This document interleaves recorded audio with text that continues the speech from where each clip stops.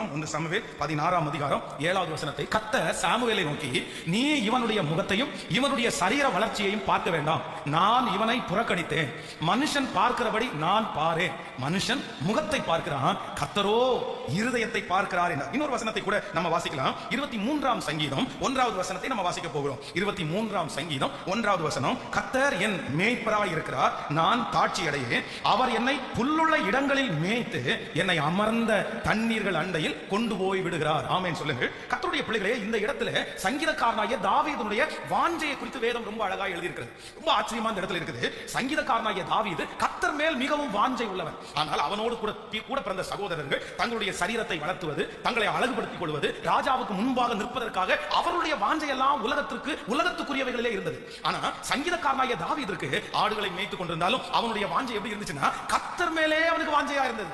அப்போ இதனால அவனுக்கு வருகிற ஆசீர்வாதத்தை குறித்து நம்ம வேதத்தில் வாசிக்க முடியுமோ, இவனுடைய வாஞ்சையை குறித்து நம்ம வாசிப்போமே. ஆனால் 26ஆம் சங்கீதம் 8வது வசனத்தை நம்ம வாசிக்கும் போது, கர்த்தாவே உமது ஆலயமாகிய வாசஸ்தலத்தையும் உமது மகிமை தங்கி இருக்கும் வாசஸ்தலத்தையும் நான் வாஞ்சிக்கிறேன். 42ஆம் அதிகாரம் 1வது வசனத்தை வாசிப்போமே. ஆனால் 42ஆம் சங்கீதம் 1வது வசனம், மானானது நீரோடையை வாஞ்சித்து கதறுவது போல தேவனே என் ஆத்துமா உம்மை நோக்கி வாஞ்சித்து கதறுகிறது. நீங்கள் 63ஆம் சங்கீதம் 1வது வசனத்தை வாசிப்பீர்களானால், இன்னொன்று 84ஆம் சங்கீதம் 2வது வசனத்தை வாசிப்பீர்களானாலும், 119ஆம் சங்கீதம் 40வது வசனத்தை வாசிப்பீர்களானால், 119ஆம் சங்கீதம் 131வது வசனத்தை வாசிப்பீர்களானால், இந்த வசனங்கள் எல்லாம் என்ன குறிப்பிடப்பட்டிருக்கிறது என்றால், சங்கீதக்காரனாகிய தாவீது கர்த்தர் மேல் வாஞ்சையா இருந்தான், ஆண்டவர் மேல் வாஞ்சையா இருந்தான். சோ ஆண்டவர் மேல் வாஞ்சையா இருந்த ஒரு மனுஷனுக்கு ஆண்டவர் கொடுக்கிற முதல் ஆசீர்வாதம் என்னன்னா, அவனுடைய சகோதரர்களை பார்க்கிலும் ஆண்டவர் அவனை கனத்தினால் கர்த்தர் அவனை ஆசீர்வதித்தார். ஆமென் சொல்லுங்க. நம்பர் 1, முதலாவதாக ஆண்டவருடைய பிள்ளைகள் ஒன்று நீங்கள் கவனிங்க.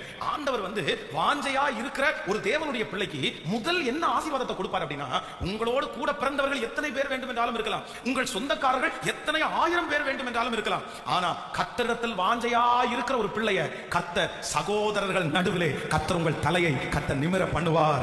ஆமென் சொல்லுங்கள். ஒருவேளை என் சகோதரனை மாதிரி நான் படிக்கல, என் சகோதரனை மாதிரி எனக்கு ஞானம் இல்ல, என் சகோதரனை மாதிரி எனக்கு திறமை எதுவுமே இல்ல, என் வீட்டிலேயே என் சகோதரன் ரொம்ப நல்லா படிச்சவன், என் சகோதரி தான் நல்லா படிச்சவா, அவளதான் எங்க அப்பா மெச்சிக்குவாரு, அவங்கள தான் எல்லாரும் தட்டி கொடுப்பாங்க.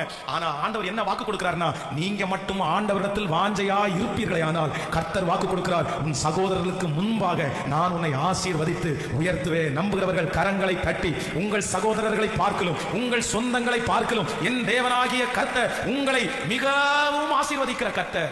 எத்தனை பேர் விசுவாசிக்கிறீர்கள்? கைகளை அசைத்து ஒரு ஹல்லேலூயா சொல்லலாம். அப்போ நீங்கள் வாஞ்சையா இருக்கிறதுனாலே முதல் ஆசீர்வாதம் சகோதரர்கள் நடுவிலே உயர்வு.